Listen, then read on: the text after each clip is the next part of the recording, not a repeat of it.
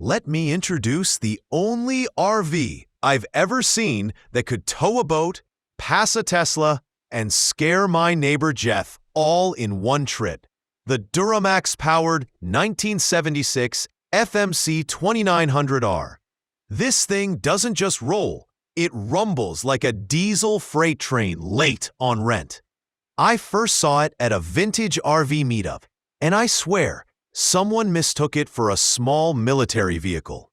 And they weren't far off. Smash that subscribe button now if you're into RVs with more torque than common sense and more character than my buddy Gary's conspiracy theories.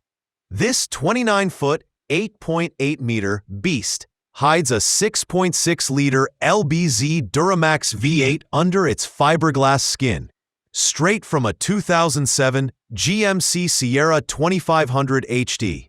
Paired with an Allison 6-speed automatic and a Stage 5 Pacific Performance Kit, it delivers power smoother than my uncle's karaoke rendition of Freebird.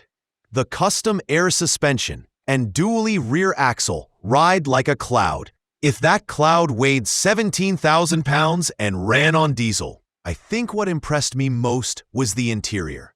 The swiveling captain's chair feels like piloting a diesel yacht, while the sleeper sofa in southwestern print is retro enough to make you crave a Tab soda.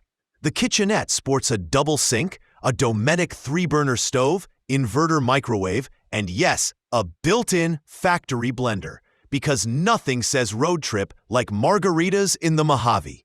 The cabin's rocking dual Coleman AC units, a scan gauge 2, boost and EGT gauges, and even a GNC Yukon-sourced instrument cluster. I believe the mirrored 3-panel vanity in the bathroom makes you feel like a game show host while brushing your teeth. The twin rear beds with USB ports prove that even vintage rigs can do glamping right. Underneath, it's all business. Alcoa wheels with double-coin RT600 tires, 3 receiver hitches, hydroboost drum brakes with triple master cylinders, and a 270-amp alternator to power, well, everything. It even has a Safe T Plus stabilizer, which came in handy when Gary tried to drive it and nearly plowed into a churro stand.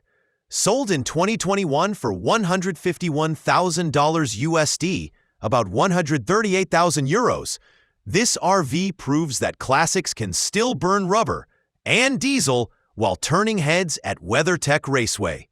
And if you want more diesel dreams and fiberglass fantasy, check the link under the video, right next to Gary's petition to outlaw electric scooters.